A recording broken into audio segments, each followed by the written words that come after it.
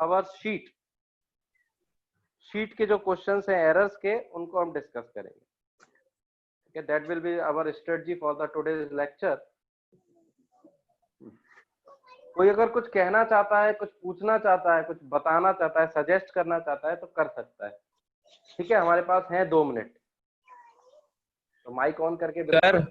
हाँ, नाम बताओ। सर विपुल। विपुल बताओ। सर मैंने देखा था सर, नेगेटिव जीरो एरर जो होता है वो 10 माइनस का number of coinciding division into the least count होता था सर। हाँ ठीक है, तो सर वो आपने तो सर केवल number of coinciding division into the least count लिखवाया था। मतलब शुरू से बोलोगे 10 minus number of coinciding division vernier scale के इनटू में लीस्ट काउंट। 10 माइनस 10 क्या है ये? सर वो 10 उसके वो हैं डिवीजन जो होते हैं। हाँ तो उसमें उसको माइनस करना है वर्नियर अच्छा, स्केल की जिससे मैचिंग हुई थी। चलो अभी देखेंगे, हम क्वेश्चन लगाते हैं, उसके बाद तुम बताना सर, मुझे कि मैंने क्या आपके सही सर है। व्हाट्सएप पे भेज रखा है वो क्वेश्चन। चलो ठीक है, मैं बताता हूँ, पूछता देखता हूँ इसको क्या भेज रखा है। 1 मिनट।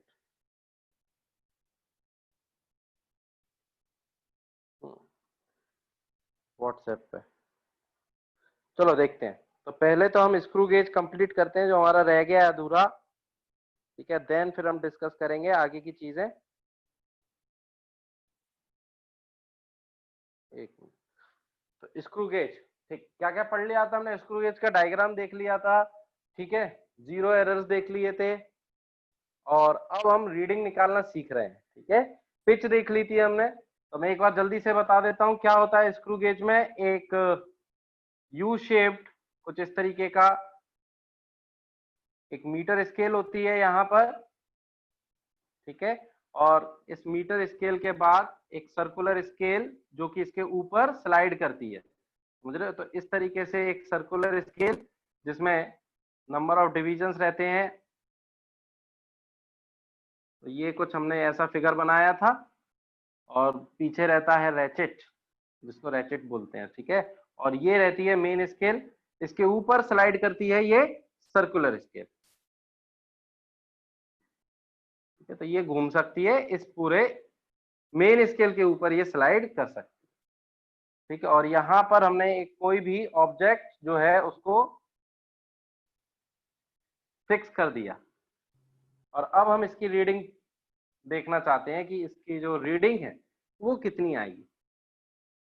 तो रीडिंग के लिए हम क्या देखते हैं सबसे पहले कि ये कितने डिवीजन तक दिख सकता है, मतलब मेन स्केल जो है वो कितने डिवीजन तक जा सकती है। तो अगर जैसे हम यहाँ पर देखें तो मान लो ये हमारा 1 सेंटीमीटर है, फिर ये हमारा 2 है, एंड देन ये 3। सो 3 पॉइंट, अगर ये 4 डिवीजन दिख रहे हैं यहाँ पर, तो हम डायरेक्टली मेन स्केल रीडिंग तो दे ही सकते हैं। प्लस अब हमें ये देखना होगा कि इधर से कौन सा वाला डिवीजन कोइंसाइड कर रहा है किसके साथ, with the main scale, coinciding with the main scale. तो मान लो ये 55 भी हो सकता है, 44 भी हो सकता है। जनरली कितने डिविजन्स होते हैं इसके ऊपर? 100 डिविजन। तो कोइंसाइडिंग डिवीजन अगर मान लिया कि भाई 55 वाला है, समझ रहे हो, यानी हम क्या करेंगे, नंबर ऑफ, मतलब जो हमारी सर्कुलर स्केल रीडिंग होगी, सर्कुलर स्केल रीडिंग, इसको हम जोड़ देंगे किसमें, मेन स्केल रीडिंग में। ठीक, तो हमें मिल जाएगी टोटल रीडिंग। और फिर क्या करते हैं, जीरो एरर को सब्ट्रैक्ट कर दो, माइनस द जीरो एरर, तब हमें मिलती है टोटल रीडिंग।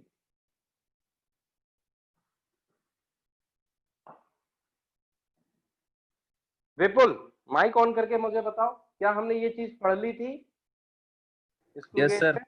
ये चीज पढ़ ली थी हमने। Yes Tanish, sir. तुम माइक ऑन करो जरा। Yes sir.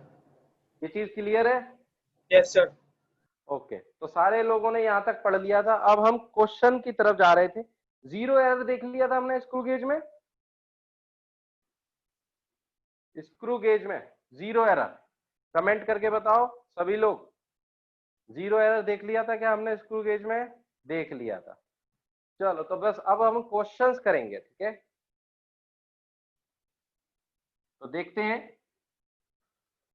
Question number. तो मैं चाहूंगा कि आप अपनी शीट ही निकालें। सबसे पहले शीट निकाल लो। फिजिक्स बुकलेट, ठीक है। और शीट में तुम्हें मिलेगा स्क्रू गेज का क्वेश्चन,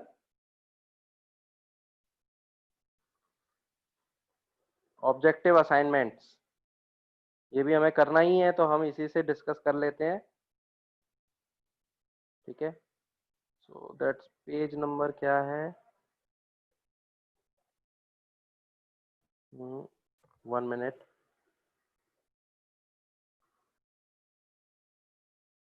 ओके, कहाँ गया, कुछ बताओ पेज नंबर वगैरह। 13 page number 13। Okay,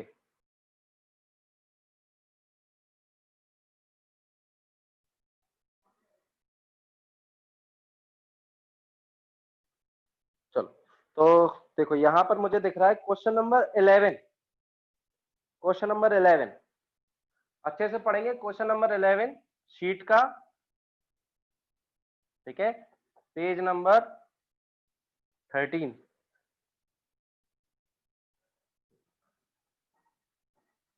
question number 11 में क्या क्या दिया हुआ है ये अच्छे से देखना होगा हमें।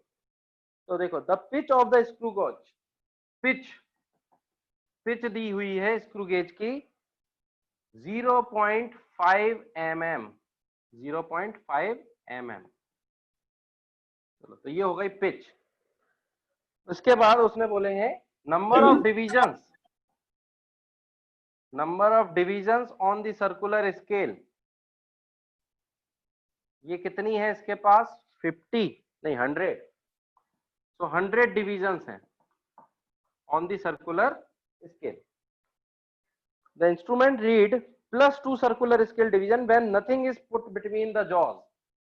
मतलब अगर हम इसमें कुछ भी नहीं रखते हैं, तो देखो जैसे इसने क्या बोला है कि अगर हमारे जॉज आपस में मिले हुए हैं, यानी 0 रीडिंग हम देख रहे हैं, तब भी ये क्या बोल रहा है कि जो मेन स्केल है उससे जो 0 है वो कितने डिवीजन ऊपर है, +2 सर्कुलर स्केल डिवीजन। +2 का क्या मतलब है, +2 का क्या मतलब है कि ये, जैसे अगर मुझे ये बताओ, मुझे पहले तो ये बताओ, 0 एरर नीचे होगा ना +2। हाँ मतलब 0 कहाँ होगा, नीचे। अच्छा मुझे बस इतना बताओ सोचकर कि अगर मैं इस जॉज जॉज के बीच में कुछ रखूंगा, अगर कुछ नहीं रखता, मान लो 0 एरर नहीं होता, तो इसका 0 और मेन स्केल का 0 दोनों कोइंसाइड करते, ठीक। अब मान लो कि मुझे कुछ मेजर करना है, इसकी डायमीटर मेजर करनी है, तो मुझे बस इतना बताओ, क्या मैं इसको लूज करूंगा, मतलब इसका 0 का नीचे की तरफ घूमेगा या ऊपर की तरफ, कमेंट करके बताओ। जब मैं इसको मेजर करना चाहूंगा तो इसका 0 कहां जाएगा, नीचे या ऊपर, डाउन साइड, नीचे की साइड जाएगा, बिल्कुल सही बात है। तो जब ये नीचे जाता है, इसका मतलब है कि 0 जब नीचे जाएगा तो रीडिंग बढ़ेगी, और 0 जब ऊपर रहता है तो इसका मतलब है कि रीडिंग घट रही है। तो इसने ये बोला है कि जो +2 सर्कुलर स्केल डिवीजन है उतनी वो रीडिंग शो कर रहा है। +2 का मतलब ये हुआ कि कुछ भी नहीं है बीच में, तब भी ये कुछ रीडिंग शो कर रहा है। और कितने डिवीजन शो कर रहा है, +2। इसका मतलब ये हुआ कि इसका जो 0 है वो इसके +2 से कोइंसाइड कर रहा होगा। ये बात समझ में आनी चाहिए कि जो मेन स्केल है, मेन स्केल का जो 0 है वो इसके 2 डिवीजन से, सेकंड वाले डिवीजन से कोइंसाइड कर रहा होगा, और इसका 0 कहां होगा, नीचे की साइड।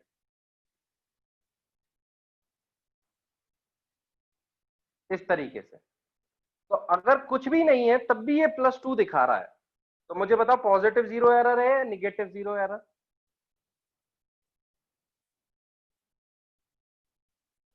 पॉजिटिव।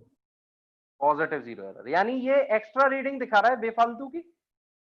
हाँ, कोई भी मतलब नहीं है, मतलब कुछ भी नहीं होना चाहिए, तो जीरो होना चाहिए था। अब ये एक्स्ट्रा रीडिंग दिखा रहा है जो कि एक्स्ट्रा है, समझ रहे हो? हम जब रीडिंग बढ़ाते हैं तो हम इसको खोलते हैं, अब ये पहले से ही खुला हुआ है, इसका मतलब है कि ये वाली जो रीडिंग है ये एक्स्ट्रा है।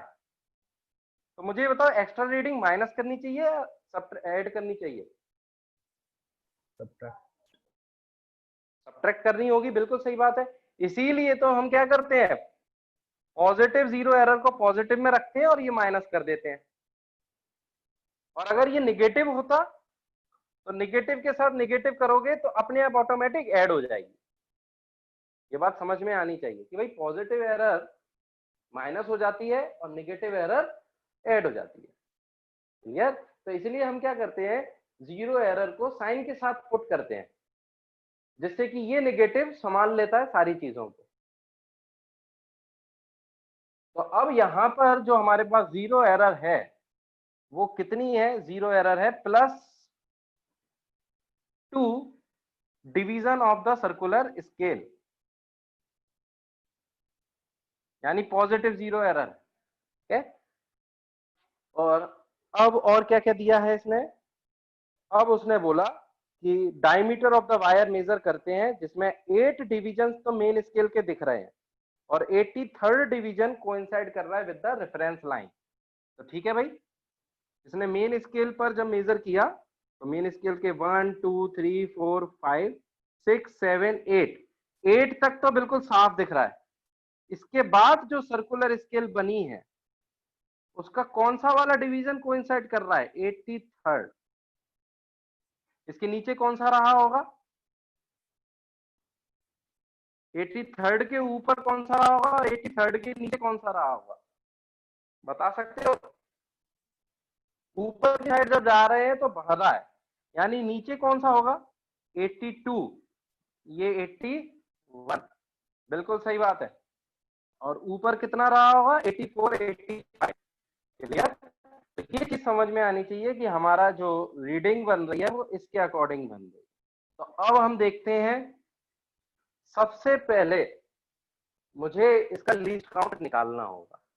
तो अब जरा देखो सॉल्यूशन, स्टेप्स क्या है? Steps number 1, determine the least count of the screw gauge जो कि गिवन है, of the given screw gauge. ठीक है, तो जरूरी नहीं है कि हमें हमेशा वही स्क्रू गेज दिया जाए 0.01 वाला, कुछ भी दे दिया जाता है। तो हमने लीस्ट काउंट के लिए निकाल रखा है फॉर्मूला। कैसे निकालते हैं भाई? लीस्ट काउंट के लिए कैसे करते हैं?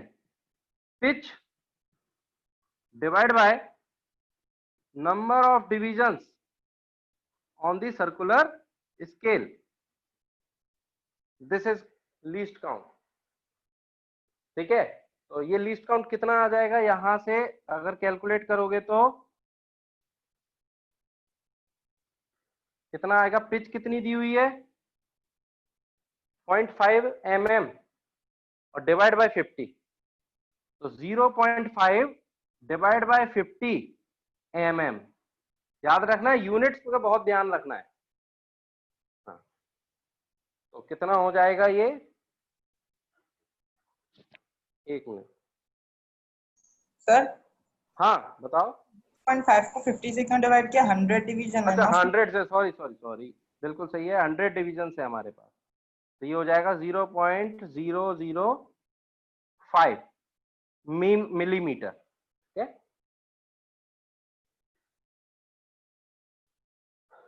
तो ये आ गया हमारे पास लीस्ट काउंट।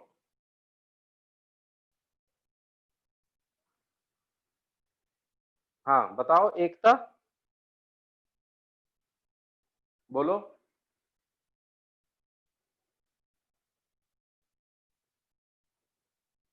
कुछ कहना चाहते हो एकता? जल्दी बोलो। हाँ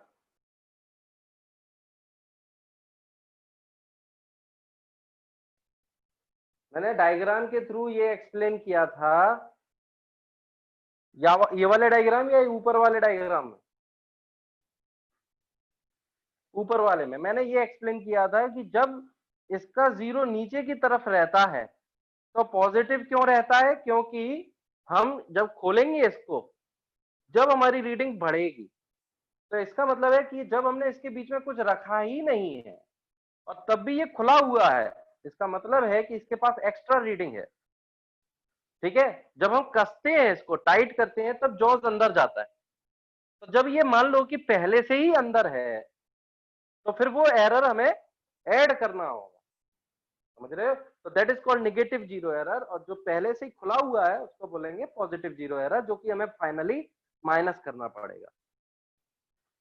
ये मैंने समझाया था। हाँ सर, जो लीस्ट काउंट होता है, लेकिन वो तो 1 MSD upon number of circular division होता है ना? स्क्रू गेज का सोचो जरा, स्क्रू गेज में क्या है लीस्ट काउंट? स्क्रू गेज के लीस्ट काउंट का फॉर्मूला क्या होता है? तो सर पिच कैसे आता है फिर? देखो, पिच यहाँ दे दी है क्वेश्चन में। मैंने जो तुम्हें बताया था वो जनरल स्क्रू गेज था, लेकिन यहाँ स्क्रू गेज अलग बनाया हुआ है। क्लियर? तो जनरली 1 MSD होती है पिच, पर यहां पर पिच कितनी दे दी इन्होंने? 0.5 mm। बात सही है? क्लियर हो रही है? आवाज निकालो, माइक ऑन तो सर करो। पिच का हाँ। और 1 MSD में सर मतलब समझ में नहीं आया सर। यार एक बात बताओ, अगर हम इसको घुमाएं पूरा एक कंप्लीट रोटेशन, तो कितने डिविजन्स कंप्लीट होंगे? 100 डिवीजन। 100 डिविजन्स। और 100 डिवीजन में ये कितना आगे बढ़ जाएगा? That is a pitch. तो अच्छा 100 ठीक है डिवीजन में सर। ये 0.5 mm आगे बढ़ रहा है, तो लीस्ट काउंट क्या हो गया? लीस्ट काउंट मतलब हो गया कि एक डिवीजन सर्कुलर वाला कितनी रीडिंग शो कर सकता है? 0.005 mm according to this screw gauge. अगर ठीक है हमारे सर, आ पास गया। Thank you. हाँ, तो ये हो गई, सब सारी चीजें आ गई हमारे पास, लीस्ट काउंट आ गया। सेकंड स्टेप क्या होना चाहिए? Now the total reading. Total reading के लिए क्या जरूरत है? मेन स्केल रीडिंग की plus circular scale reading minus zero error. तो भाई मेन स्केल रीडिंग कितनी है वो तो हम देख के ही बता सकते हैं। यहां से इसने बोल दिया कि 8 डिविजन तक तो दिख ही रहा है, तो मेन स्केल रीडिंग कितनी हो गई? 8 mm। सर्कुलर स्केल रीडिंग निकालते कैसे हैं? Number of division coincide into least count.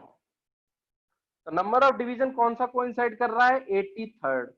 Least count कितना है? 0.005 mm। तो ये बन गई हमारी कौन सी? Circular scale reading. और जीरो एरर तुम्हारे पास आ ही गया था। जीरो एरर कितना आ गया था पॉजिटिव का? 0 sorry, number of 2 division, second वाला डिवीजन कोइंसाइड कर रहा था, ठीक, और मल्टीप्लाई लीस्ट काउंट कितना? 0.005 mm। तो ये आ गई हमारे पास सारी चीजें।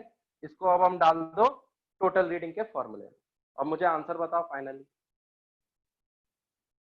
करो जल्दी से। सर हाँ विपुल। सर मेन स्केल रीडिंग तो सर 8 आपने 8 mm लिया है सर, वो तो हाँ, सर उसके पिच से मल्टीप्लाई करना होगा ना, क्योंकि एक डिवीजन होगा ना, 0.5 से मल्टीप्लाई करेंगे 8 को। पिच का क्या मतलब होता है? पिच का मतलब एक डिवीजन जो मेन स्केल में होगा।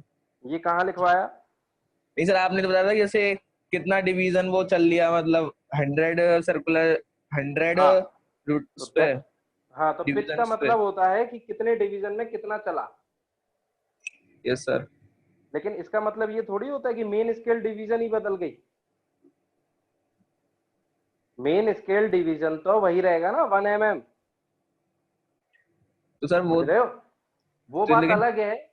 वो बात अलग है कि तुम इसको घुमा रहे हो तब वो कितना आगे जा रहा है। That is called pitch. Pitch depend करती है किस पर? कि नंबर ऑफ डिविजन जो तुम घुमा रहे हो एक रोटेशन में, उसमें ये जॉ कितना आगे बढ़ रहा है। तो इसने कितना बोल रखा है कि भाई जब हम 100 डिवीजन घुमा देंगे तब ये 0.5 mm आगे बढ़ेगा।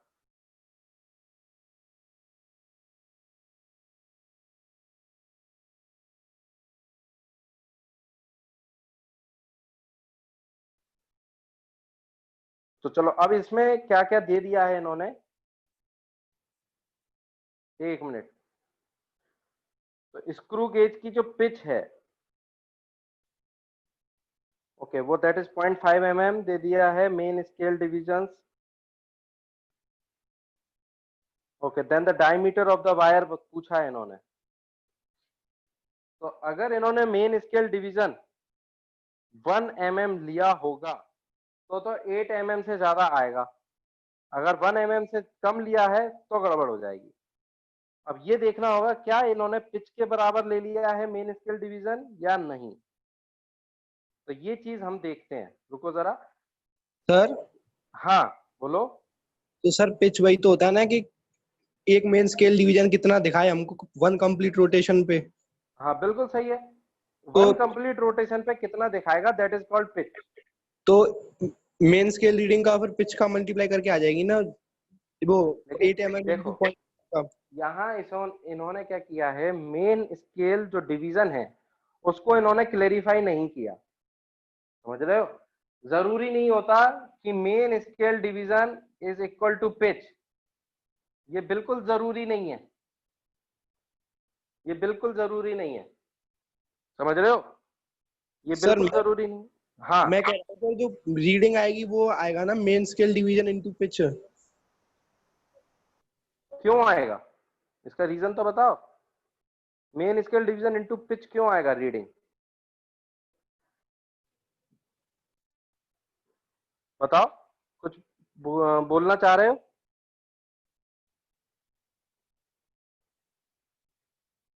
हाँ देखो, यहां पर इन्होंने देना चाहिए था कि जो मेन स्केल डिवीजन है वो कितना है। पिच के बारे में तो इन्होंने बता दिया, पर इन्होंने मेन स्केल डिवीजन के बारे में नहीं बताया। तो देखो जरा, मैं तुम्हें एक एग्जांपल देता हूं, देखो जरा सोचो। इसको हटा रहा हूं मैं अभी, ठीक है। आंसर के बारे में हम बात नहीं कर रहे, हम अपने कंसेप्ट के बारे में बात कर रहे हैं। तो देखो कंसेप्ट क्या कह रहा है कि जो पिच होती है, जो पिच होती है स्क्रू गेज की, वो क्या होती है, that is the main scale की कितनी रीड करेगा पूरा रोटेशन के बाद। समझ रहे हो, दैट इज अ पिच। तो ऐसा कभी नहीं कह सकते कि पिच वही होती है जो मेन स्केल डिवीजन होता है, ये बिल्कुल गलत है कहना। पिच होती है कि जब आप इस जीरो को दोबारा घुमाकर यहीं ले आओ तो ये कितना पीछे चला गया, दैट इज अ पिच।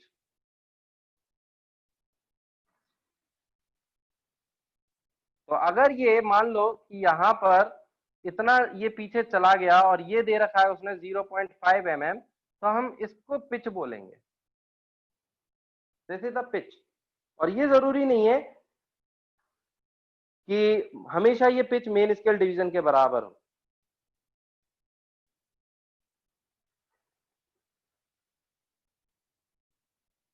ये बात समझ में आ रही है। हाँ, तो इसलिए हम इधर आंसर के पीछे नहीं भागेंगे, कंसेप्ट के पीछे भागो, ठीक है। कंसेप्ट सही समझ में आना चाहिए।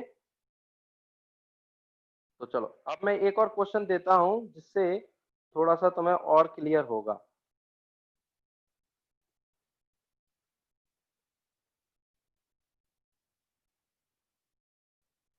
हम्म,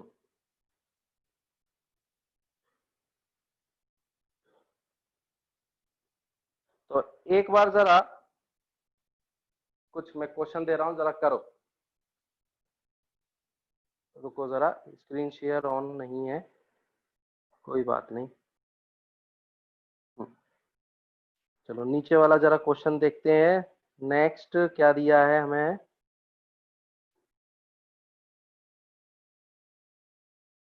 हम्म,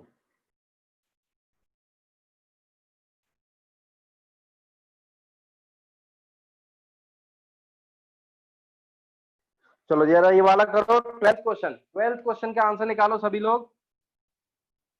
12th क्वेश्चन का आंसर निकालो, क्वेश्चन नंबर 12 करो जरा।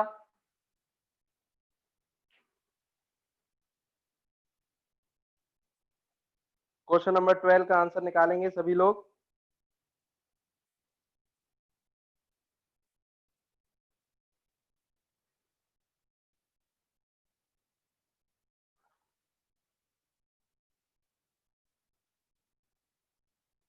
लास्ट मैं दे रहा हूं टाइम आपको 90 सेकेंड्स।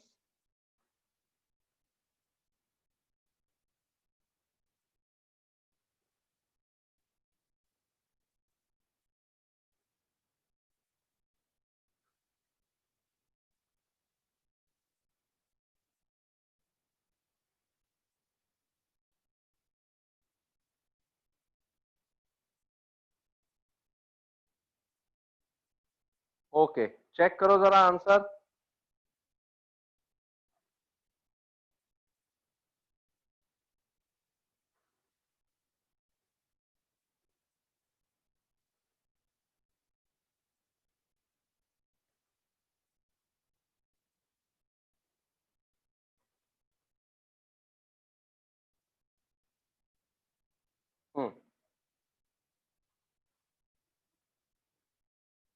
तो जरा देखो ध्यान से, मैं पिच थोड़ा सा और क्लियर कर दूं। एग्जैक्ट आंसर जो आएगा, एग्जैक्ट आंसर क्या आना चाहिए, मैं फिर से बता देता हूं। पिच क्या है,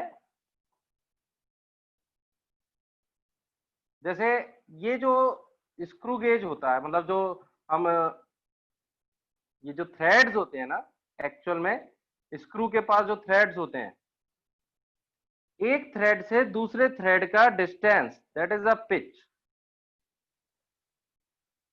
चलो तो देखो जरा, जैसे ये मैंने बना दिया कुछ एक थ्रेड, ये मैंने स्क्रू बना दिया, ठीक है। तो ये जो पीक है और दूसरा जो पीक है, इनके बीच का डिस्टेंस होता है पिच। तो ये बिल्कुल सही बात है कि जब हम मेन स्केल रीडिंग लिखते हैं, मेन स्केल रीडिंग, तो ये मेन स्केल रीडिंग क्या होती है, that is pitch into number of divisions on the main scale. यही कहना चाह रहे हो विपुल तुम?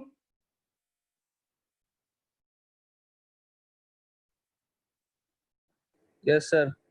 हाँ, नहीं ये बिल्कुल सही बात है तुम्हारी कि मेन स्केल रीडिंग जो होती है, दैट इज सीधे सीधे पिच का मल्टीप्लाई करोगे number of divisions of the main scale जो तुम्हें दिख रहे हैं, ठीक है। तो कई बार जो पिच होती है वो सीधे मेन स्केल डिवीजन के बराबर दे देते हैं, लेकिन ऐसा हमेशा जरूरी नहीं है। जैसा कि इस केस में था 11th के केस में। तो जरा देखते हैं 11th क्वेश्चन अब दोबारा। तो यहाँ 11th के क्वेश्चन के बेसिस पर अगर हम देखें तो हमें जो पिच दी गई है वो पिच 0.5 mm दी है। कितनी? 0.5 mm। तो हमें जब मेन स्केल रीडिंग लिखनी होगी, मेन स्केल रीडिंग, तो हम 0.5 mm का मल्टीप्लाई करेंगे किसमें? जो भी नंबर ऑफ डिवीजन तुम्हें क्लियरली विजिबल था मेन स्केल पर, जो भी क्लियरली विजिबल था मेन स्केल पर, उसका मल्टीप्लाई कर दोगे तुम। तो ये मिलेगा तुम्हें 0.5 mm into 8, that is 4 mm। तो इस चीज को अच्छे से लिख लेना और ये पिच का डायग्राम बना लेना अच्छे से। This is the pitch. मैं अगर इसको बोलूं तो distance between two threads, distance between the two threads of the screw gauge. Sir हाँ बोलो। मेरे समझ नहीं आ रहा सर, ये पिच आपने जो अभी बताई है वो, देखो ये थ्रेड सर है? चलो अभी मैं बताता हूँ इसको दोबारा से, लेकिन बस अभी के लिए इतना याद रखो कि जो मेन स्केल रीडिंग है वो कितनी लिखेंगे हम? Pitch into number of divisions of the main scale, जो कि क्लियरली विजिबल है। सर हाँ सर हमने मेन स्केल रीडिंग तो निकाल ली, लेकिन सर हम लीस्ट काउंट फिर कैसे निकालेंगे? लीस्ट काउंट कैसे निकालेंगे? वही same formula, least count is equal to pitch upon number of divisions on the circular scale. Sir लेकिन पीछे आपने लिखवाया था 1 मेन स्केल डिवीजन। अरे वो हमेशा नहीं होता है, वो मैंने उसी केस के लिए निकाला था जो मैंने डायग्राम बनाया था, समझ रहे हो? वो जनरल है, ओके सर। जनरली होता है वो। जनरली पिच 1 mm के बराबर होती है, पर ऐसा हमेशा जरूरी नहीं, okay sir. That is not necessary. Sir इसका मतलब जब हम मेन स्केल डिवीजन निकालते थे क्वेश्चन जो जनरल होता है उसमें तो डायरेक्टली हम निकाल सकते हैं, लेकिन जिसमें पिच गिवन है उसमें हमें ये यूज करना पड़ेगा। देखो पिच सर अगर आपकी किसी आवाज नहीं आ रही। मेरी आवाज नहीं आ रही है किसी को भी? नो सर, आपकी आवाज आ रही है।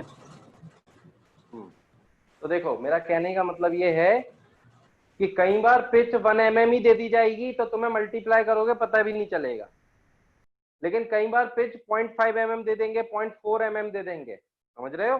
तो फिर उसमें तुम्हें पिच का मल्टीप्लाई करना पड़ेगा। तो कई ओके बार सर। पिच जो होती है वो 1 mm दे दी जाती है तो तुम्हें पता ही नहीं चलेगा कि तुमने मल्टीप्लाई किया है या नहीं किया, लेकिन पिच का मल्टीप्लाई होता है किसमें? Number of divisions of the main scale which is clearly visible. तो जिस क्वेश्चन में पिच 1 mm है ना, उसमें तो तुम सीधे क्या बोल दोगे कि भाई जो डिवीजन कोइंसाइड हो रहा है, जो दिख रहा है हमें, that is a main scale reading, क्योंकि 1 का मल्टीप्लाई होगा कोई फर्क नहीं पड़ेगा। लेकिन जिसमें 0.4 0.5 आ गया वहां दिक्कत आ जाएगी, ठीक है? तो that should you have to be take care.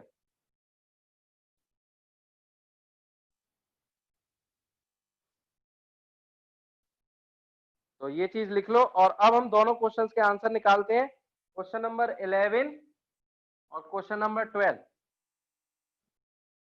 तो क्वेश्चन नंबर 11 में हमने सारी चीजें निकाल दी थी, बस टोटल रीडिंग हमें देखनी है। तो क्वेश्चन नंबर 11 में टोटल रीडिंग क्या बनेगी? Main scale reading plus circular scale reading and minus 0 error. तो मेन स्केल रीडिंग जो हमने निकाली थी दैट इज 8 डिविजन्स, तो हम इसको अब पिच का मल्टीप्लाई करेंगे तो 0.5 mm इंटू जो 8 डिविजन्स हमारे कोइंसाइड थे तो ये आ जाएगा 4 mm। और सर्कुलर स्केल रीडिंग कैसे निकाली थी हमने? कौन सा डिवीजन कोइंसाइड कर रहा था? 83rd, और लीस्ट काउंट कितना था?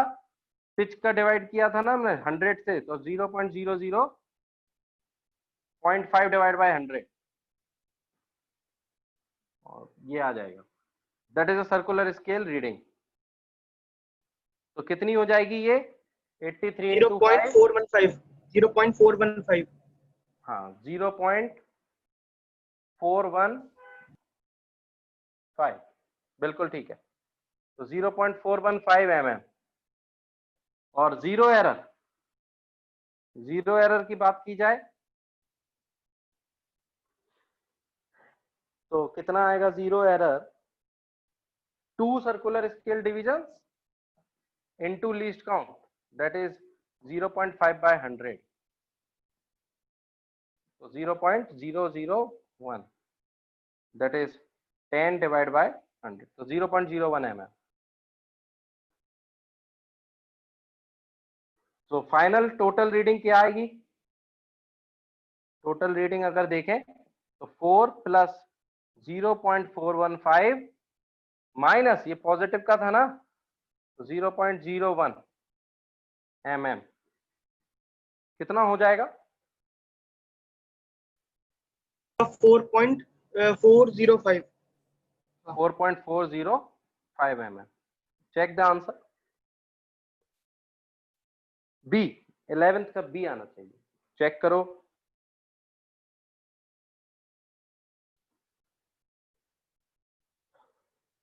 करेक्ट है सर। हाँ ठीक है, और अब हम देखेंगे क्वेश्चन नंबर 12, और उसमें भी कुछ नहीं है। अब उसमें पिच ही कितनी दे दी? 1 mm, तो कुछ दिक्कत ही नहीं आनी चाहिए, लेकिन उसने अब 6 divisions below the line of graduation. अच्छा, below the line of the graduation का क्या मतलब हो गया कि जीरो कहाँ चला गया है? नीचे। तो ये अगर हमारी रेफरेंस लाइन है मेन स्केल, तो जीरो कहाँ चला गया? नीचे। तो कितने डिविजन चला गया zero? 6 division. 6th division coincide कर रहा है किससे? मेन स्केल से। क्लियर? तो यहाँ पर जीरो एरर जो होगा पॉजिटिव है या निगेटिव, जल्दी से बताओ मुझे। पहले से खुला हुआ है, नेगेटिव। निगेटिव है। ये पहले से खुला हुआ है या कसा हुआ है, बताओ भाई। खुला हुआ है। पहले खुला से हुआ है। खुला हुआ है। पॉजिटिव जीरो एरर क्यों नहीं होगा?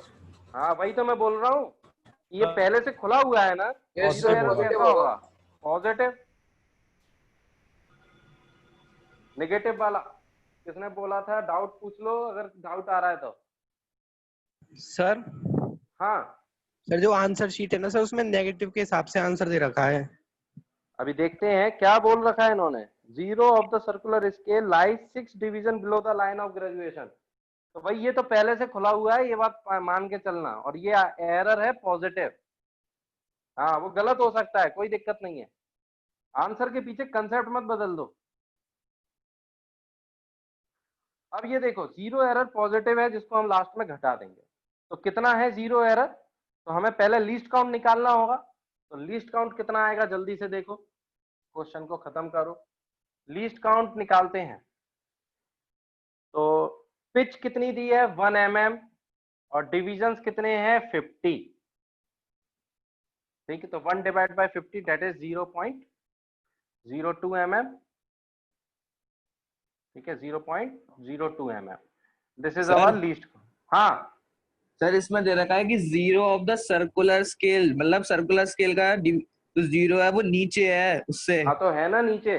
तो नीचे है तो सर वो आगे मतलब नीचे है तो मतलब वो जीरो ही तो हुआ। मतलब वो जैसे अगर हम वैसे देखें वर्नियर स्केल होता है तो जैसे वो आगे की तरफ होता है तो उसमें नेगेटिव ले लेते हैं, ऐसे ये नीचे की तरफ है तो इसमें भी तो नेगेटिव आएगा। देखो जरा देखो, एक दूसरे से जब ये कांटेक्ट में है तो zero of the circular scale lies 6 divisions below the line of graduation. तो ये below the line of graduation, ये ग्रेजुएशन लाइन हो गई, और इससे 6 डिवीजन ये नीचे है। अब ये बात सही भी है कि 6 डिवीजन इस साइड भी हो सकता था, दोनों साइड हो सकता था। इन्होंने थोड़ा सा, रुको जरा, आगे की लाइन पढ़ते हैं। When the wire is placed between the jaws, 3 main scale divisions are clearly visible। ये तो सब ठीक है।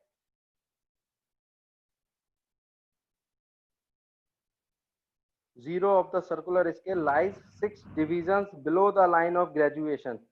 तो ग्रेजुएशन की जो लाइन है, this is the reference line, और इससे अगर ये नीचे है 6 डिवीजन तो वो तो इस साइड भी हो सकता था, उस साइड भी हो सकता था। थोड़ा और क्लियर होना चाहिए था। तो दूसरी तरफ कैसे होगा? क्यों? जब तुम कसते जाओ, जब ये पहले से कसा होगा और मान लो तुम्हें थोड़ा ज्यादा कसना पड़ा,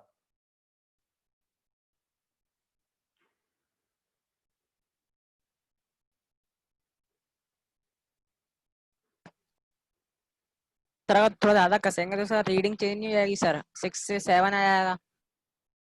नहीं देखो एक्चुअल में क्या हो रहा है, प्रॉब्लम ये आ रही है कि ये हमारा ग्रेजुएशन मेन स्केल है, और हमारी जो जीरो है, जो सर्कुलर स्केल का जीरो है, वो 6 डिविजन्स नीचे है। तो 1 2 3 4 5 और ये 6। तो ठीक है भाई, है 6 डिवीजन नीचे। तो ये अगर ऐसे में है अभी, इसका मतलब है कि इसको पहले से ही थोड़ा सा खोल रखा है, और ये हमारी ग्रेजुएशन लाइन हो गई।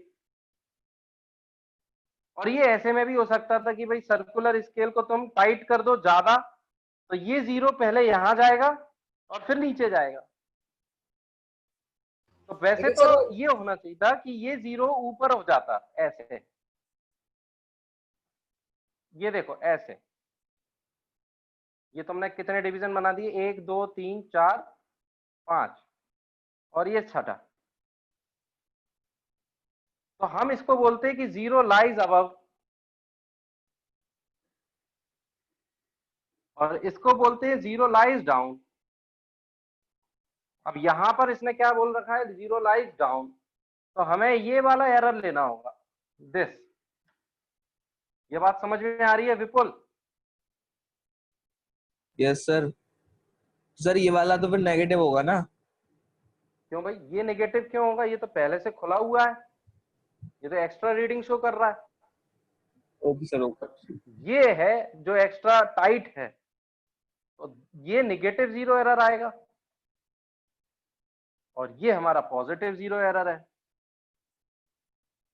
किसी को डाउट है तो अभी मैं रुका हुआ हूं यहाँ 10 सेकेंड, कुछ पूछना चाहो तो पूछ सकते हो।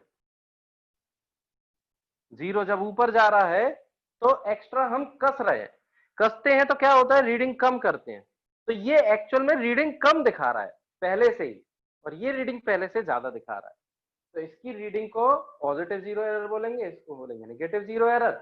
ये फाइनली जुड़ जाएगा, ये फाइनली घट जाएगा। तो इसको निकालने के लिए हमने लीस्ट काउंट निकाल दिया, तो 0 एरर कितना आ जाएगा सीधे सीधे। सो द 0 एरर ये आ जाएगा 6 डिवीजन इंटू 0.02 mm। ठीक, और अब main scale reading. Main scale reading में हम फॉर्मूला कौन सा यूज करेंगे, pitch into number of division जो विजिबल है। पिच कितनी है, 1 mm, इसलिए पता नहीं चलेगा मल्टीप्लाई करोगे तो। नंबर ऑफ डिवीजन कौन सा विजिबल है, 3 main scale division clearly visible है, यानी 3 mm तो मेन स्केल रीडिंग हो ही गई। अब बात आती है सर्कुलर स्केल रीडिंग की। ठीक है, तो circular scale reading that is a number of division जो कोइंसाइड कर गया, दैट इज 31st, और इनटू लीस्ट काउंट 0.02 mm। तो कितना हो गया, 31 इंटू 2 62 और 2 डेसिमल 0.62 mm। अब नेट रीडिंग, जो नेट रीडिंग आनी चाहिए वो कितनी आएगी, सबको ऐड करो। Main scale that is 3 plus 0.62 and minus positive 0 error कितना है, 1.2 0.12। कितना आ रहा है फाइनली आंसर, 3.50। 3.50। क्या दे रखा है, क्या दे रखा है सर 3.74 mm। हमने सर 3.5 दे दिया आंसर, तो सर हमारा गलत हो जाएगा ना? 3.50 mm देना चाहिए, बिल्कुल पूरा। सर हाँ बोलो। ऐसी दिक्कत सर एक जो प्रीवियस ईयर में 18th क्वेश्चन में भी आ रही थी सर, उसमें भी क्या? बिलो द मीन लाइन दे रखा है 0 एरर, लेकिन सर आंसर उसमें भी ऐड करके दे रखा है। ओके, इसमें सर आंसर दे रखा है 3.74। 3.74 दे रखा है। हाँ अच्छा, तो देखो एक्चुअल में अगर वो ऐसा कर रहा है तो यानी अगर वो इस 0 को वो नीचे मान रहा है जो कि हम ऊपर ले रहे हैं, तो जैसे जैसे हम ऊपर की तरफ घुमाते हैं, यहाँ पर अगर 50 डिविजन्स थे तो ये 49 हो गया, ये 48 हो जाएगा, और ये डिवीजन जो 6th वाला है वो अगर कोइंसाइड करेगा यहाँ पर, तो 0 से 49 48 ऐसे करोगे तो 6th डिवीजन के बाद यहाँ मिलेगा 44। समझ रहे हो, ये क्वेश्चन जो है थोड़ा सा गड़बड़ लग रहा है। चलो मैं इसको बताऊंगा नेक्स्ट क्लास में, इसको अभी स्टार मार्क कर लो, ठीक है। अगर कुछ गड़बड़ होगी तो फिर मैं करेक्ट करवाऊंगा। क्लियर, इसलिए अभी कुछ भी कहना सही नहीं है। देखते हैं जरा, इस वाले में थोड़ी सी गड़बड़ हो सकती है, ठीक है। सर हाँ सर क्वेश्चन को बाद में करा दूंगा, पहले आप मेरे को ये बता दो सर, ये CSR में 31 जो लिखा है ये वाला क्वेश्चन। हाँ, अरे सर्कुलर स्केल रीडिंग का क्या होता है formula, circular scale division into least count, और इसने यही तो बोला है 31st डिवीजन जो है सर्कुलर स्केल का वो कोइंसाइड कर गया, तो हम यहाँ वही तो लेते हैं। क्या नाम है, अरे यार सर ये पेज ऐसे मुड़ा हुआ था, लास्ट में 31 दिखाई दी मुझे। बहुत बढ़िया। चलो तो ये चेक करना होगा मुझे, थोड़ा सा सर? गड़बड़ लग रहा है। हाँ सर मैंने एक जगह पढ़ा था, अगर जीरो एरर देखने के लिए जो कोइंसाइडिंग डिवीजन है, अगर वो 1 2 3 4 मतलब ऐसे 20 के आसपास है, नियरेस्ट टू 10 के आसपास, तो सर पॉजिटिव जीरो एरर होगा। अगर सर वो पीछे से है, जैसे 40, अगर 50 डिवीजन है तो 46 47 इस बिल्कुल तरह से तो negative negative zero zero error error होगा। तो सर बिल्कुल इस सही हिसाब बात से है। देखें तो उसमें पॉजिटिव एरर होगा ना? हाँ बिल्कुल, तो देखना पड़ेगा इस क्वेश्चन को, मुझे चेक करना होगा, क्या पता गड़बड़ हो। ठीक है, इसलिए अभी मैं कोई कमेंट नहीं करूंगा। ठीक, चलो तो यहाँ पर तुम्हारी थ्योरी कंप्लीट होती है screw gauge, vernier caliper, error and measurement की। ठीक है, और अब तुम्हारा जो होमवर्क है नेक्स्ट क्लास में वो अच्छा खासा होने वाला है। Objective assignment problems and subjective assignment problems, ये दोनों करने हैं तुम्हें, प्लस सब्जेक्टिव असाइनमेंट। ठीक है, एरर्स का। सर क्वेश्चन नंबर 12 भी छोड़ देना सर। क्वेश्चन नंबर 12 अभी छोड़ देना, यहाँ पर थोड़ा सा मैं ही करा दूंगा नेक्स्ट क्लास में। ठीक है, बाकी सारे क्वेश्चन सर मैंने हाँ सर जो प्रीवियस ईयर वाले क्वेश्चंस सर दे रखे हैं, वो इसके बाद नेक्स्ट क्लास में। नहीं सर उनमें कुछ क्वेश्चन सर बैंडविड्थ के या फिर टीवी ट्रांसमिशन मतलब उसके हैं सर, वो समझ नहीं आ रहे सर, तो उन्हें छोड़ कोई दें? बात नहीं, उनको भी आप डाउट में रख लेना, अगर होंगे तो मैं करा दूंगा। ठीक है, ओके सर। चलो तो अभी फिलहाल के लिए नेक्स्ट क्लास के लिए होमवर्क ये है, ऑब्जेक्टिव प्लस सब्जेक्टिव असाइनमेंट। ठीक, इसमें जो भी स्क्रू गेज में दिक्कत आएगी वो मैं चेक कर लूंगा, क्या पता शायद गड़बड़ दिया हो। ठीक है सर हाँ, सर जैसे क्वेश्चन ने स्पेशली दिया हो कि जैसे ऑब्जेक्ट को लगाने के बाद भी जीरो नीचे आ रहा है तो हम उसको नेगेटिव लेंगे ना? ऑब्जेक्ट को लगाने के बाद भी जीरो नीचे आ रहा है, यस सर। मतलब ऑब्जेक्ट को लगाओगे उसके बाद जीरो एरर थोड़ी चेक कर पाओगे, ऑब्जेक्ट को हटाकर ही जीरो एरर चेक हो सकता है। तो सर ऐसे तो सर जैसे हाँ? अगर हम आपने बताया कि जैसे अगर हम उल्टा घुमाए तो भी नीचे जा रहा है और वो सीधा घुमाए तो भी नीचे जा रहा है, तो हम लोग उसमें नेगेटिव एरर चेक कर पाएंगे? नहीं, वही मैं बोल रहा हूँ, यहाँ इस क्वेश्चन में अगर हम देख रहे हैं तो देखो, हम तो क्या बोलते हैं कि अगर ये जीरो इस मेन स्केल के जीरो से कोइंसाइड कर गया तो कोई दिक्कत नहीं है। अब ये जीरो अगर ऊपर आ गया, मान लो ये जीरो ऊपर आ गया, तो ये हम बोलेंगे कि zero lies above the graduation scale, तो ये वाला एरर कौन सा होगा? नेगेटिव। लेकिन जब आप इसको और घुमा दोगे तो एक्चुअल में तो ये पूरा घूम ही जाएगा ना, तो डाउन तो जाएगा ही जाएगा। लेकिन जीरो एरर के लिए हम क्या देख रहे हैं कि स्टार्टिंग में जीरो कहाँ है, मेन स्केल के ऊपर है या मेन स्केल के नीचे है? ये बात समझ में आ रही है? सर हाँ, सर एक बार प्लीज एक्सप्लेन कर दीजिए कि एरर पॉजिटिव कब होगा और नेगेटिव कब होगा? एरर नेगेटिव इस वक्त होगा और एरर पॉजिटिव इस वक्त होगा जब ये पहले से खुला है और ये पहले से बंद है, ज्यादा कसा हुआ है। क्लियर हो रहा है?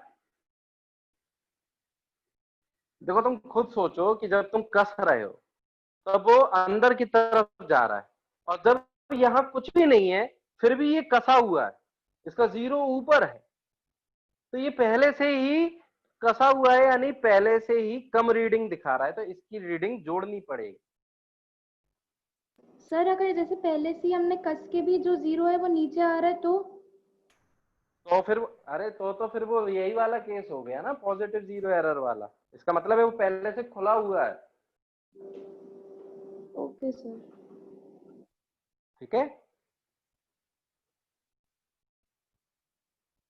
फर्स्ट केस में एमएसडी क्या होगा? कौन से वाले फर्स्ट केस में? जल्दी बताओ सर। हाँ सर जब कभी हम कोई ऑब्जेक्ट टॉर्च में लगाते हैं तो वो डाउनवर्ड की तरफ उसे घुमाते हैं ना? हाँ बिल्कुल घुमाते हैं डाउनवर्ड, फिर तो सर जब इसकी वजह से जॉज इस साइड जाता है। सर जब उसका पहले से ही ऊपर दिखा रहा होगा, हाँ, और जब हम उसे मेजर करने के लिए डाउनवर्ड घुमाएंगे तो हम उतना एक्स्ट्रा घुमाएंगे ना उसे।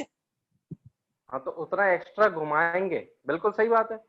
तो सर फिर तो हम उसको माइनस करना चाहिए ना हमें उसे, हम प्लस क्यों कर रहे हैं?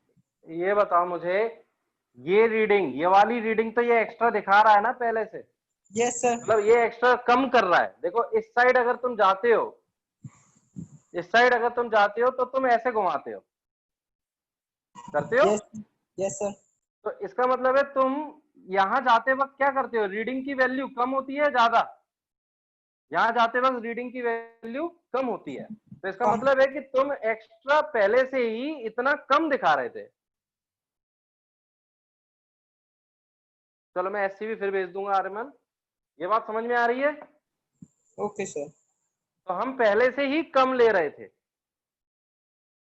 चलो अब यहाँ पर एरर एंड मेजरमेंट को मैं बंद सर? करता हूँ। हाँ सर जैसे हमने मतलब अपवर्ड डायरेक्शन में अगर वो ऑलरेडी बहुत ज्यादा कसा हुआ है हाँ। तो उस केस में हमारी रीडिंग तो होगी नहीं ना।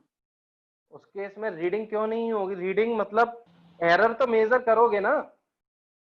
मेन स्केल से अगर तुम्हारा 0 एरर पहले से ही ऊपर है तो ये जो रीडिंग तुम ले गए हो एक्स्ट्रा, मतलब तुम कसते जा रहे हो कसते जा रहे हो, ये पहले से इधर आ गया।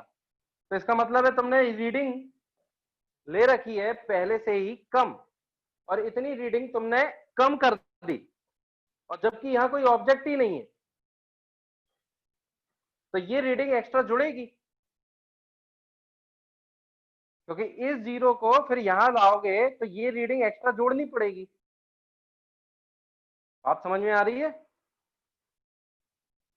सर अगर पिच अगर एमएसटी के इक्वल है, मतलब मेन स्केल रीडिंग के हाँ इक्वल है, हाँ सर और सर दोनों 1 mm है, हाँ और ठीक है। सर ये और इसमें नेगेटिव 0 एरर है, तो सर हाँ। उस टाइम पर रीडिंग क्या होगी? उस टाइम पर रीडिंग क्या होगी, 0 एरर के लिए तुम्हें कुछ पिच वगैरह थोड़ी देखना है, तुम्हें तो बस क्या करना है कि कौन सा वाला डिवीजन रेफरेंस लाइन पर आ रहा है, 6th डिवीजन आ रहा है या कौन सा आ रहा है, समझ रहे हो। तो इतना डिवीजन, जैसे मान लो 6th डिवीजन तुम्हारा नीचे आ रहा है, तो 6 डिवीजन की तुम मल्टीप्लाई कर दो किससे, लीस्ट काउंट से, तो तुम्हारी ये जो रीडिंग है ये वाली रीडिंग आ जाएगी। इसमें पिच का कोई लेना देना नहीं है। पिच का लेना देना कहाँ होता है, लीस्ट काउंट निकालते वक्त, number of division. Clear? Okay sir.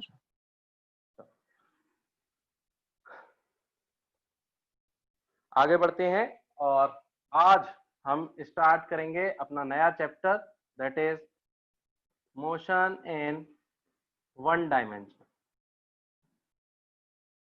Motion in 1 dimension. अब तो तुम्हारा टेस्ट आ गया, पता है एरर एंड मेजरमेंट का, सभी को पता है ना, 21 जून को error measurement unit and dimension.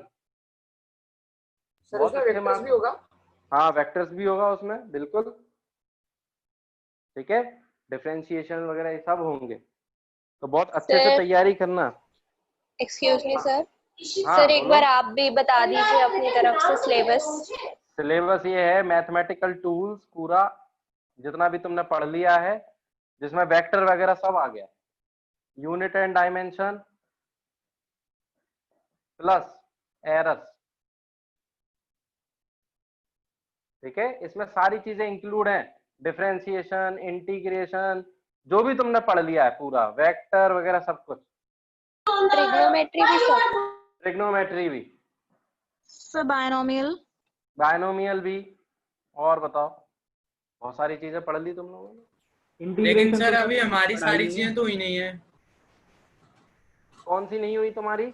Sir जैसे हमारे इंटीग्रेशन, डिफरेंशिएशन, ओके चलो फिर मैं देखता हूँ तुम्हें। और यूनिट एंड डायमेंशन के सर जो पार्शियल डिफरेंशिएशन के थे वो रह गए हैं सर, मतलब वो अभी हमने सीखा नहीं था तो आपने कह दी थी। अच्छा वो डिफरेंशिएशन वाले क्वेश्चन, हाँ सर। चलो ठीक है, मैं देखता हूँ। सर पूरी शीट डिस्कस नहीं हुई है हमारी। अरे वेक्टर की तुम्हारी शीट डिस्कस कैसे नहीं हुई है?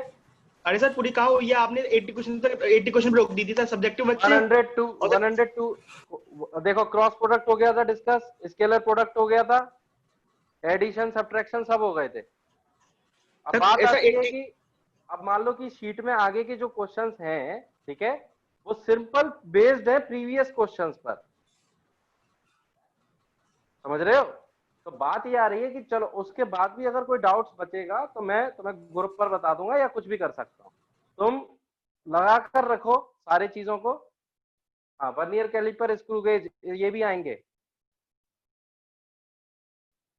ठीक है, तो ऐसा मत करना कभी भी, ये मत सोचना कि 1000 क्वेश्चन रख दिए तो 1000 क्वेश्चन डिस्कस करो। अरे 1000 क्वेश्चंस के लिए अगर 100 क्वेश्चन जरूरी है डिस्कस करना तो 100 ही तो करेंगे डिस्कस। ये थोड़ी है कि एक एक क्वेश्चन 1000 क्वेश्चन उसी चीज पर अपन पूरा टाइम लगा दें। ये बात समझ में आ रही है तनिष्क? Yes sir. तो हमें स्मार्ट स्टडी करनी है, कोई लेबर, हम यहाँ लेबरगिरी थोड़ी कर रहे हैं यार।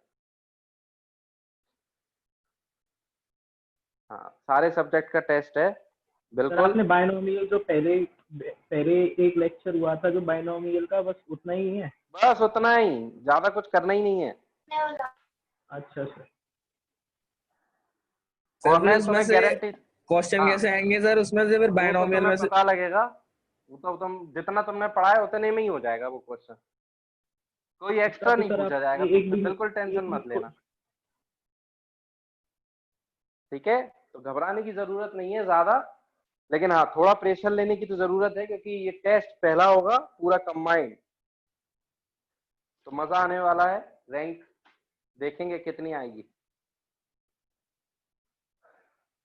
चलो तो स्टार्ट करते हैं मोशन इन 1 डायमेंशन। ठीक है, और इसमें सबसे पहले हम क्या देखेंगे, कुछ टर्म्स देखेंगे। तो टर्म्स भाई क्या क्या जरूरी है मोशन को पढ़ने के लिए?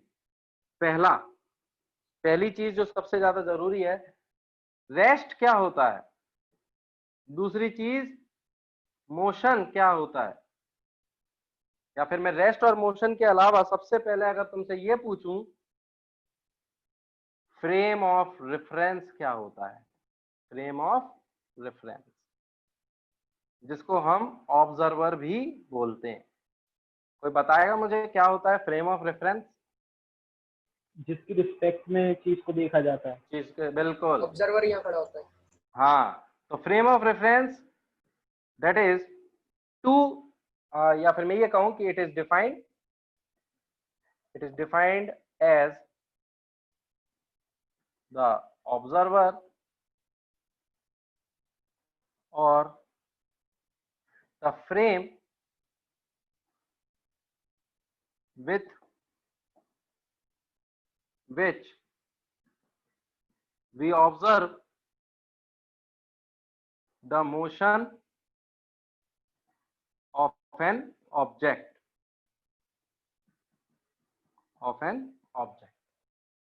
अब फ्रेम ऑफ रेफरेंस की अगर बात की जाए, ठीक है, तो ग्राउंड फ्रेम और कोई दूसरा ऑब्जेक्ट अगर है, तो अगर वो चल रहा है, जैसे कि मैं अगर तुमसे ये पूछूं कि चलो रेस्ट क्या होता है, रेस्ट सेकंड जो डेफिनेशन है रेस्ट की, तो बताओ रेस्ट क्या होता है। रेस्ट क्या होता है, कोई बताए? टाइम बढ़ रहा है लेकिन सर ऑब्जेक्ट नहीं बढ़ रहा, मतलब कि ऑब्जेक्ट रेस्ट में, मतलब सर टाइम बढ़ रहा है लेकिन सर मतलब और ऑब्जेक्ट का मोशन नहीं बढ़ रहा, मतलब इसको आगे नहीं। मैं ये कह सकता हूं कि when an object is not changing its position with respect to the observer, then it is said to be at rest.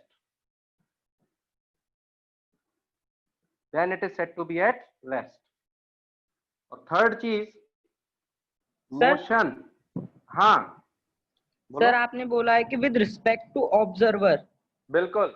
इसका मतलब सर सपोज करें कि एक ट्रेन, दोनों ट्रेन की स्पीड सेम है, अभी मैं बताऊंगा एग्जांपल दूंगा तब तुम्हें समझ में आ जाएगा ऑटोमेटिक कि मैंने यहाँ ऑब्जर्वर क्यों लिखवाया है। Okay sir. अब मैं मोशन की बात करूंगा तो सिंपल सा है, when an object change its position, ठीक है, with time with respect to observer,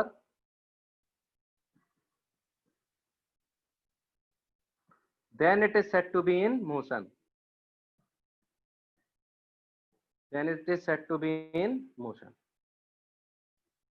पहले ये लिख लो जल्दी से, देखो ये बेसिक्स है, तुम्हें लग रहा होगा कि ये क्यों पढ़ रहे हैं हम, ये तो पढ़ चुके हैं, पर अभी बहुत मजा आएगा इन्हीं चीजों में। किसी भी ऑब्जेक्ट का मोशन अगर डिस्क्राइब करना है, वेलोसिटी निकालनी है या एक्सेलरेशन निकालना है, तो सबसे पहले डिसाइड करना पड़ता है ऑब्जर्वर कि भाई किसके रिस्पेक्ट में पूछ रहे हो, समझ रहे? क्योंकि मोशन जो चीज होती है वो फ्रेम डिपेंडेंट होती है, मतलब ऑब्जर्वर पे डिपेंड करेगी कि कोई ऑब्जेक्ट मोशन में है या नहीं। सेम ऑब्जेक्ट मोशन में हो भी सकता है और नहीं भी हो सकता है, डिपेंड करेगा ऑब्जर्वर कौन सा है। चलो ये लिख लो जल्दी से, और फिर हम देखेंगे एग्जांपल्स।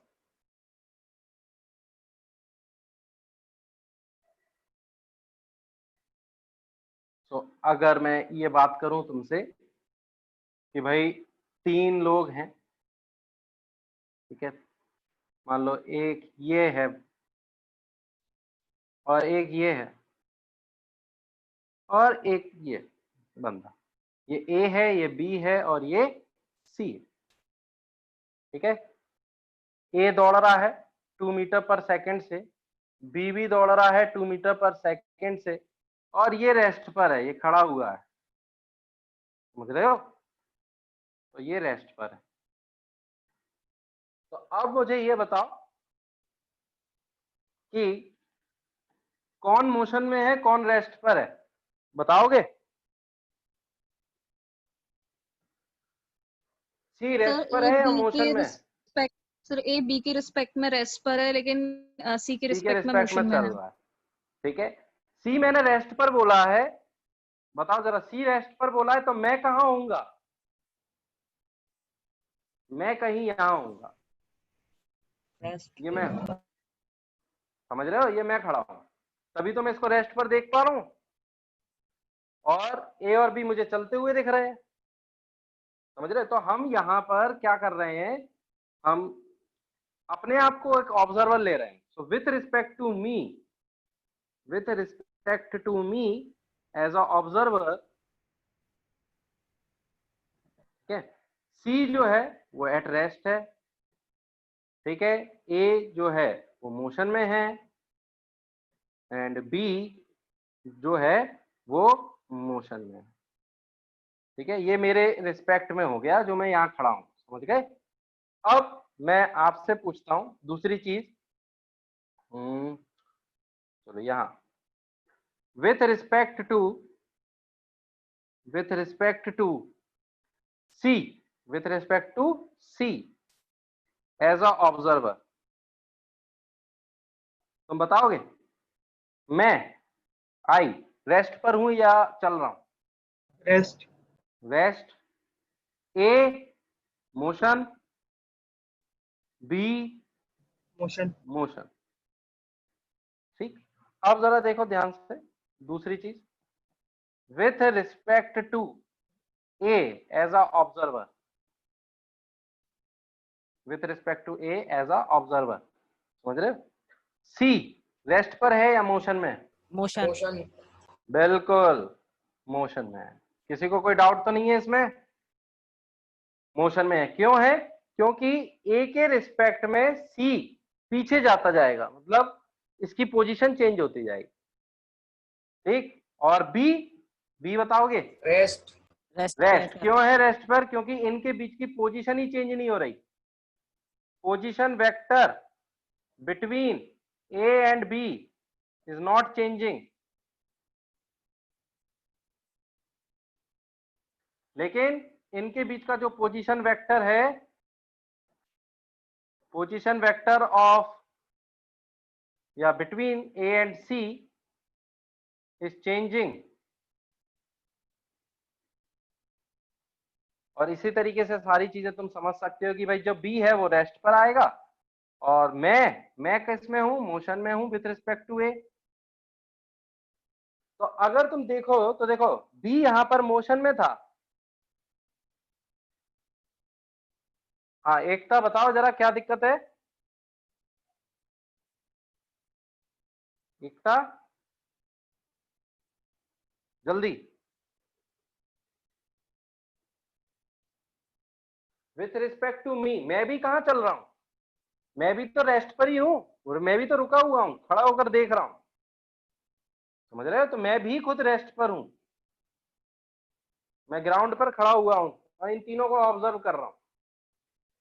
तो मैं भी नहीं बदल रहा, ये भी नहीं बदल रहा, मेरे रिस्पेक्ट में इसकी पोजीशन वेक्टर चेंज ही नहीं हो रही।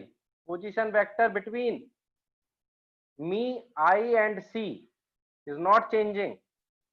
तो अगर पोजीशन ही चेंज नहीं हो रही तो हम कैसे बोलेंगे कि मोशन ही नहीं हो रहा? इसलिए तो ये रेस्ट पर दिख रहे हैं।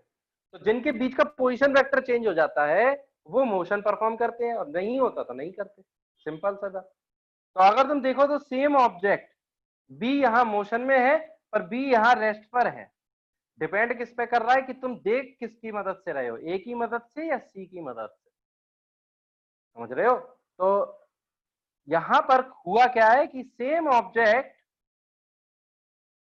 कैन बी एट रेस्ट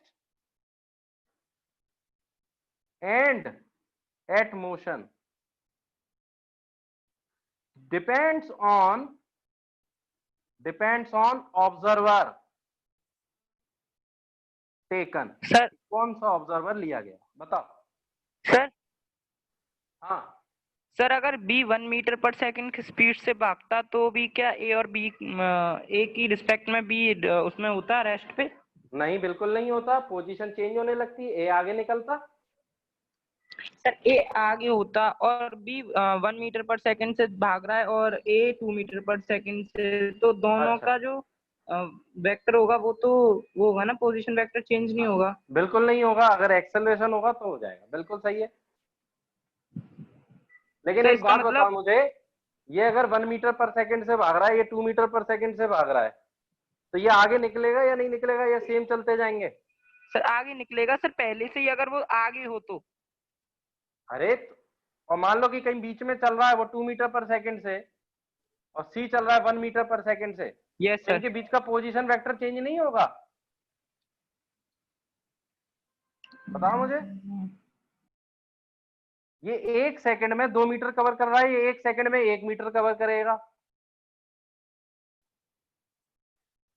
नहीं आ रहा समझ? Okay okay sir. सिंपल सी बात है यार, वो तेज दौड़ रहा है तो आगे निकलेगा ना। यस सर निकलेगा। सर वो मैंने स्पीड कांस्टेंट ले ली थी दोनों की। अरे तो स्पीड कांस्टेंट ही है इन दोनों की, और कांस्टेंट स्पीड से अगर ये दौड़ते रहे हमेशा 2 मीटर पर सेकंड से, तो ये साथ साथ दौड़ते रहेंगे। पर अगर इस तरह की स्पीड 3 है और इसकी 2 है और सेम तरीके से दौड़ना स्टार्ट किया सेम लाइन से, तो यार ये तो आगे निकल जाएगा ना, क्योंकि ये 3 मीटर पर सेकंड से दौड़ रहा है, ये 2 से, वो 1 सेकंड में 3 मीटर कवर कर रहा है, 1 सेकंड में 2 मीटर। ओके सर सर हाँ बोलो। सर जैसे ये ए और बी एक 2 मीटर पर सेकंड से ही दौड़े आगे की तरफ, पर एक पर्टिकुलर एंगल जैसे वी शेप में दौड़े, तो इनके बीच का डिस्टेंस बढ़ता जाएगा, तो फिर एक दूसरे के रेस्ट में ये मोशन में होंगे या फिर रेस्ट पे होंगे तब भी? नहीं, फिर मोशन में होंगे। पोजीशन वेक्टर अगर चेंज हो गया तो मोशन में होंगे। जैसे अगर मान लो ए इस साइड दौड़ रहा है और बी इस साइड दौड़ रहा है, और दौड़ भले ही सेम स्पीड से रहे हैं, लेकिन इनके बीच का पोजीशन वेक्टर तो चेंज होता जाएगा ना, क्योंकि ए इस समय आ जाएगा और बी इस समय इधर आ जाएगा। तो देखो पोजीशन वेक्टर चेंज हो गया, पहले छोटा था बड़ा हो गया। ओके, तो बात आती है कि एक दूसरे के रिस्पेक्ट में पोजीशन चेंज हो रही है या नहीं हो रही। अगर नहीं हो रही तो रेस्ट पर है, और पोजीशन वेक्टर अगर चेंज हो जाएगा तो मोशन में है। ये नोट कर लो जल्दी से, अगर नोट हो गया हो तो डन भेजो।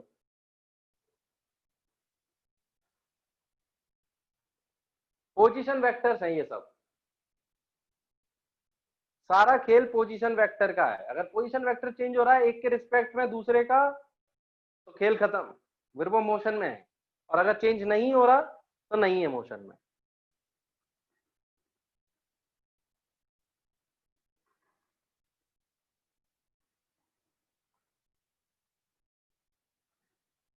तो जरा देखो, नोट डालकर लिखेंगे, सिंपल सा है। If the position vector of one object with respect to, ये मैं WRT लिख रहा हूं, with respect to को with respect to the other, then it is said to be in motion. Then it is said to be in motion with respect to other.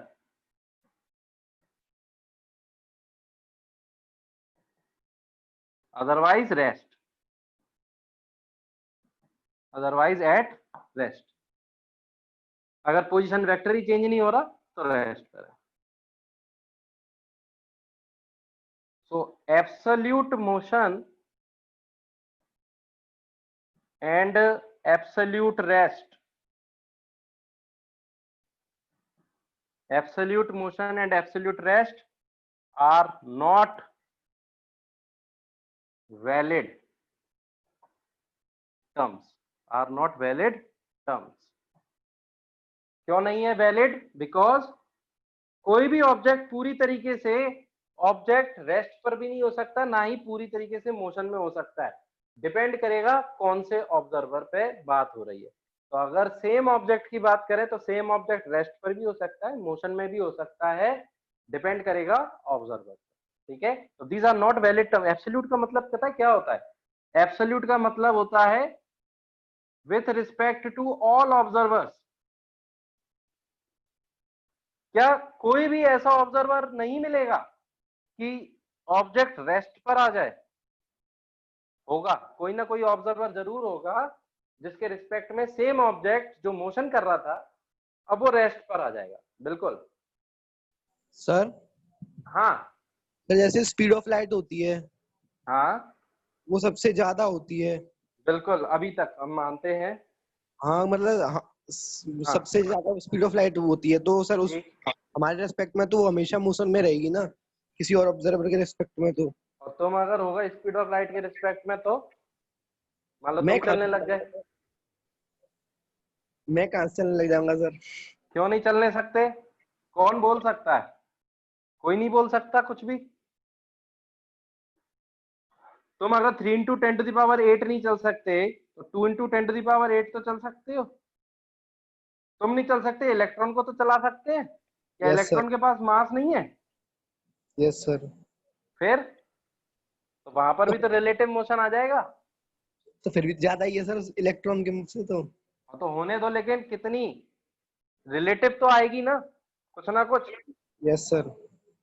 तो position vector तो change होगा. चलो देखेंगे हम सारी चीजें. Relative theory में आएगा, वो बहुत बड़ा एक अलग ही सेक्शन है. ठीक है, सी की जो बात होती है ना लाइट की, तो वहां तो चीजें ही बदल जाती हैं सारी. ये सब क्लासिकल मैकेनिक्स नहीं लगती फिर वहां. सर टाइम ट्रेवल कर सकते हैं, सी की स्पीड से चल रही है. वही बिल्कुल.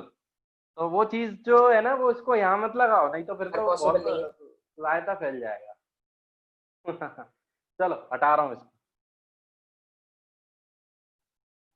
तो एब्सोल्यूट मोशन यानी हर एक के रिस्पेक्ट में मोशन में होना संभव नहीं है.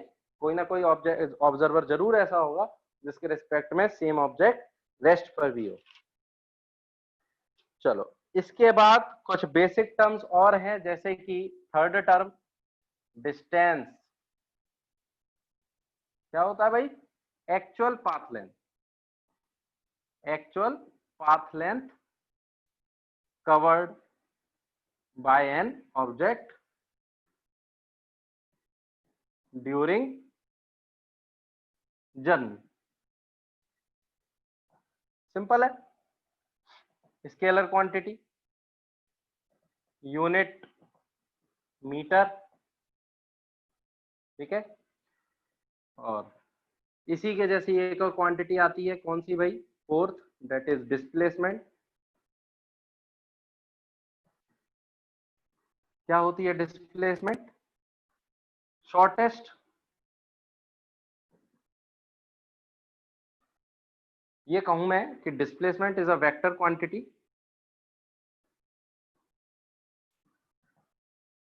whose मैग्नीट्यूड, जिसका magnitude is equal to the shortest path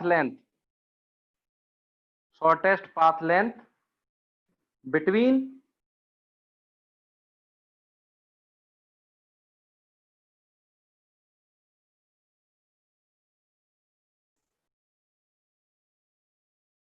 path length between initial position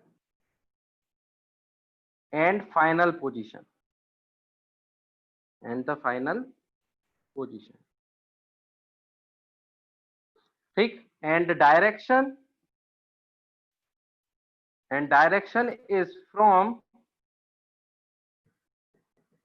initial position, या फिर मैं ये कहूं कि direction is along the vector from initial position to the final position. अब तुम वेक्टर की भाषा में बात करने लग जाओ, समझ रहे हो? अब तुमने पढ़ लिया वेक्टर, अब डिस्प्लेसमेंट को ये भूल जाओ कि वो शॉर्टेस्ट पाथ और ये सब चीजें।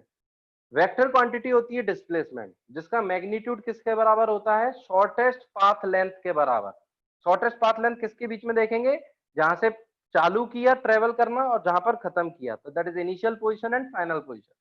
और डायरेक्शन देखेंगे किसके अलोंग? इनिशियल पोजीशन से फाइनल पोजीशन को मिलाने वाले वेक्टर के अलोंग क्या होगी इसकी डायरेक्शन। तो देखते हैं, यूनिट के बारे में हम बात करें तो मीटर, ठीक है।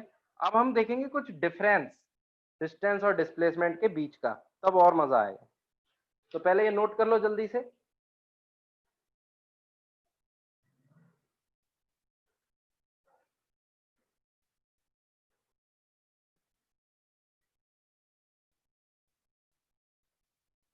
Very nice.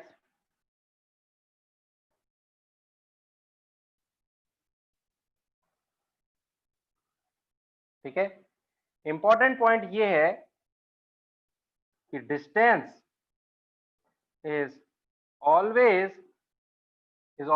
greater than equal to magnitude of displacement, magnitude of the displacement। ठीक है, दूसरा पॉइंट इंपॉर्टेंट ये है, इक्वलिटी कब होल्ड करेगी? Equality holds means distance is equal to magnitude of the displacement। ये कब आएगा? when object travels in straight line without straight line in a single direction,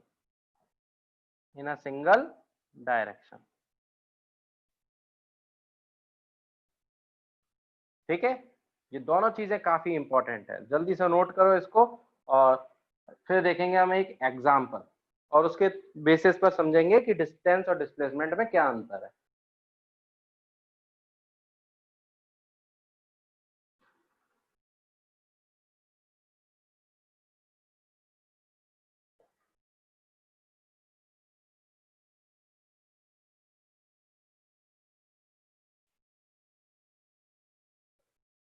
खुशी कुछ कहना चाहती हो?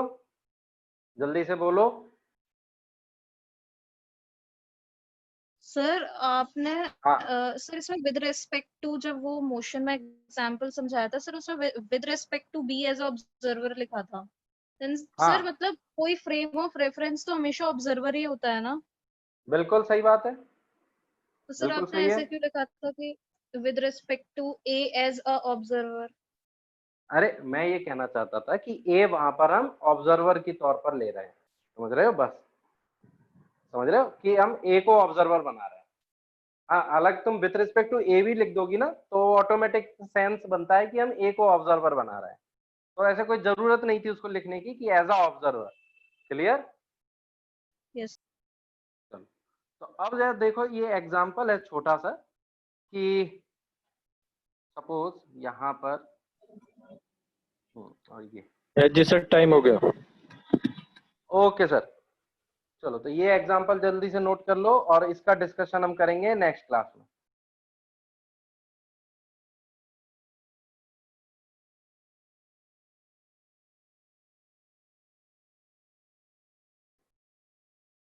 ठीक है, तो ये स्टार्टिंग पॉइंट है और ये फिनिशिंग पॉइंट।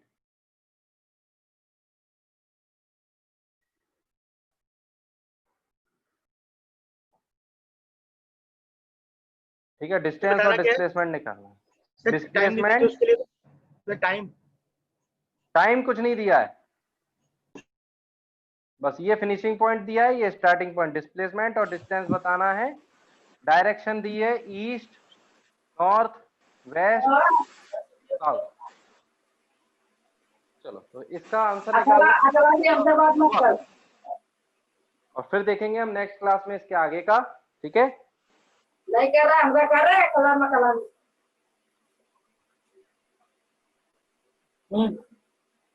चलो तो थैंक यू, फिर मिलते हैं नेक्स्ट क्लास में। Thank you to all.